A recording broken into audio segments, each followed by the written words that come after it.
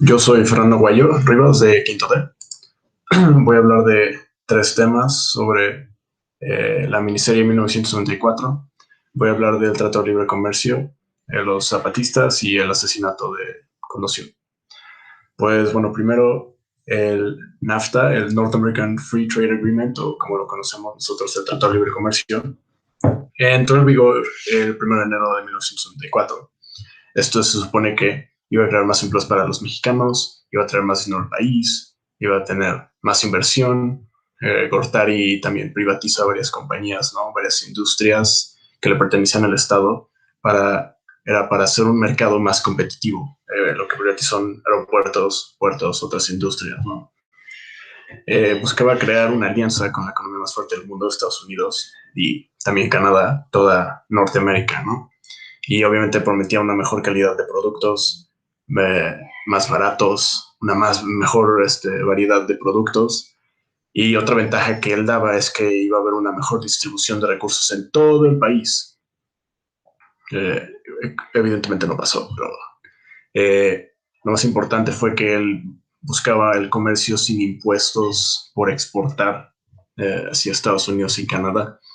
Él pensaba, la idea de Gortari era que México iba al primer mundo. Esto obviamente no era una visión que todos compartían. Había muchísimos pueblos en todo México, muchísimos lugares que no tenían electricidad, no tenían agua, apenas tenían servicios de salud. Básicamente pueblos en condiciones miserables.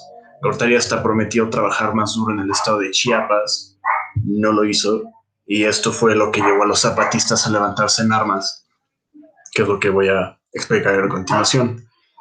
Pues el Ejército Zapatista de Liberación Nacional, el EZLN, es un grupo que en su mayoría eran indígenas. Al principio pensaron que estaban armados con pocas cosas y cosas no muy importantes. Pensaron que nada más eran unos indígenas levantándose por ahí, que luego se iba a pasar. Pero la realidad es que estaban fuertemente armados. Se estaban centrados en Chiapas y tomaron 4 municipios del estado. Esto fue de golpe, nadie se lo esperó, no pudieron detener.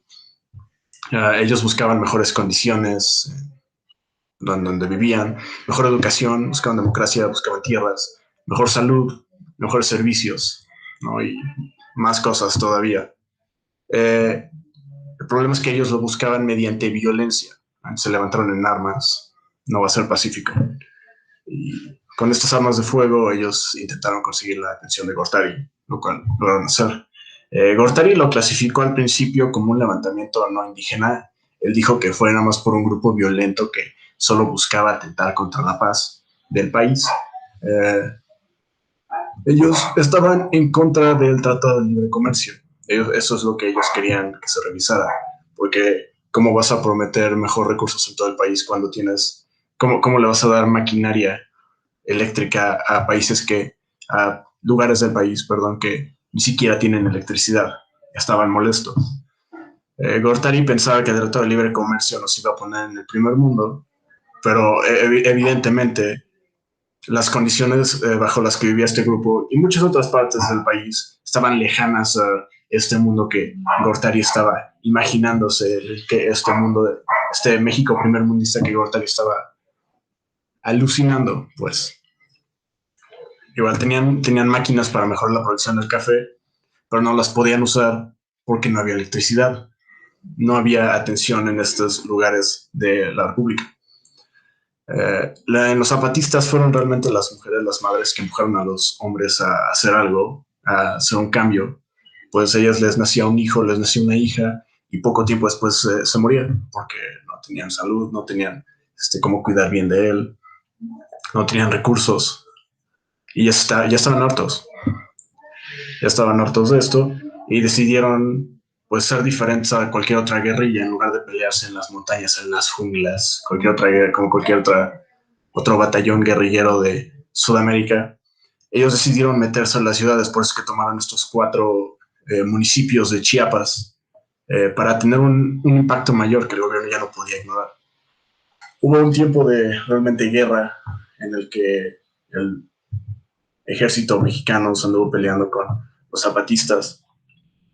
La población mexicana, esto fue algo que sorprendió a los mismos zapatistas, la población mexicana apoyaba a los zapatistas y pedía que se detuviera el realmente genocidio contra ellos que estaba haciendo el ejército.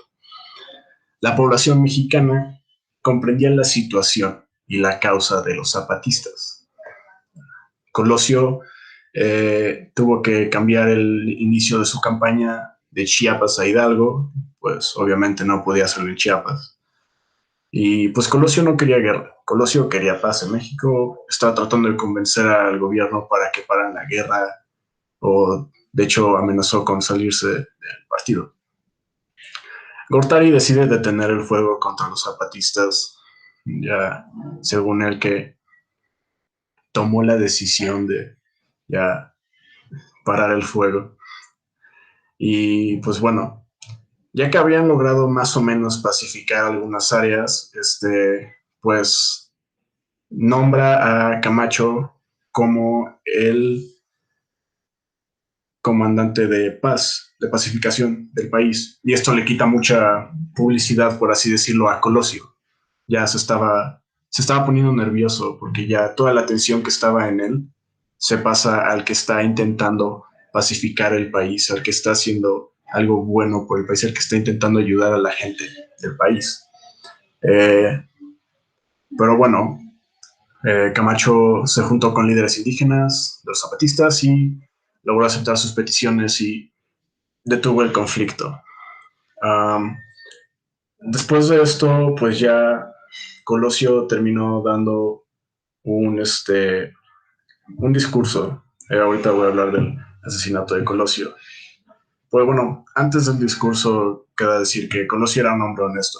En mi opinión, Colosio era realmente una buena persona. Él en serio buscaba el bien para el país, para la gente.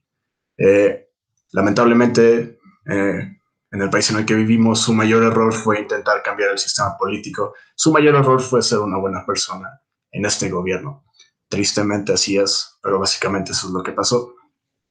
Él quería quitar la mentira del gobierno, la mentira de que era democrático, ¿no? Él quería gobernar con justicia y obviamente le creó enemigos dentro del gobierno, dentro de su mismo partido, que ya no lo querían ahí, ¿no? Ellos no quieren justicia, ellos quieren poder, ellos quieren dinero. No querían este cambio. Estas personas no querían no querían perder esa ventaja que tenían sobre el resto del país, no querían dejar de ser el 1%, básicamente. Para ser parte de este gobierno realmente no se podía ser una persona honesta como Colosio. Como lo dijo el zapatista, el subcomandante Galeano, para estar en el gobierno mexicano se tiene que ser un bastardo, para no decir otra cosa. Colosio, como dijo en el discurso tan importante que le regresó esa publicidad que necesitaba, dijo que él veía un México con hambre y sed de justicia, la cual él realmente planeaba saciar. Quería terminar con el autoritarismo del PRI, quería ya terminar con este sistema político que había dominado México tanto tiempo y quería hacerlo realmente democrático y realmente bueno. Colosio realmente rompió la correa que él tenía contra el sistema político mexicano autoritario y se le vio como un candidato ya independiente. O sea, seguía siendo parte del PRI, pero había roto con sus ideales. Pues, Colosio había pedido que no hubiera policía estatal en la campaña que iba a ser en Tijuana. Esto fue, número uno, muy sospechoso porque obviamente no lo decidió él solo. Alguien más le tuvo que haber dicho o alguien más tuvo que decirle que esto era la jugada. Obviamente fue decisión de muchas otras personas y hace este asesinato más sospechoso. Pero al mismo tiempo uno podría pensar que tenía sentido porque el objetivo era presentar un candidato cercano a los ciudadanos. Ahora, esto no fue lo único sospechoso. También algo muy sospechoso fue, número uno, el lugar en el que lo iban a hacer, Lomas Taurinas, era un lugar bastante extraño para hacer una campaña como esta, pero fue aceptado. Y segundo fue que donde iba él a dar el discurso, pudo haber estado cerca de la calle donde él salía de la camioneta, daba su discurso, daba todo lo que tenía que dar. Y se volvió a meter a la camioneta y se iba en paz. Lo que fue raro fue que en lugar de estar cerca de una calle, fue realmente lejos de una calle, lo que lo forzó a tener que caminar una distancia considerable entre la multitud.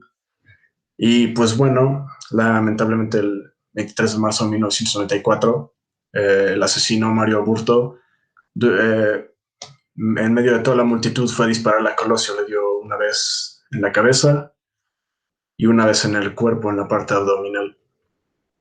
Colosio fue llevado al hospital entre todo el caos, pero lamentablemente murió en el hospital. Un disparo a la cabeza no es algo que alguien pueda sobrevivir. Puede pasar, pero no es muy común. Algo que hizo todo esto todavía más sospechoso fue que el interrogatorio duró la mitad del tiempo de un interrogatorio normal. Muy poco tiempo después se declaró ya resuelto y se declaró que fue un asesino solitario. No tenía, nada más lo hizo porque él quiso. Bastante, nadie creyó eso, obviamente. La velocidad impresionante en la que, según esto, resolvieron el caso también fue sospechoso. Y pues inmediatamente la gente empezó a culpar a Salinas. Era claro que él era la mente maestra detrás de todo esto, ya que pues Colosio quería terminar con este régimen de gobernatura autoritaria. Él quería tener un México honesto, democrático, pero lamentablemente en México la honestidad no existe. Y bueno, pues fue realmente por esto, un hombre honesto tratando de hacer un país bueno, un país que realmente merezca la honestidad, pues lamentablemente no lo dejaron. Y pues eso es todo.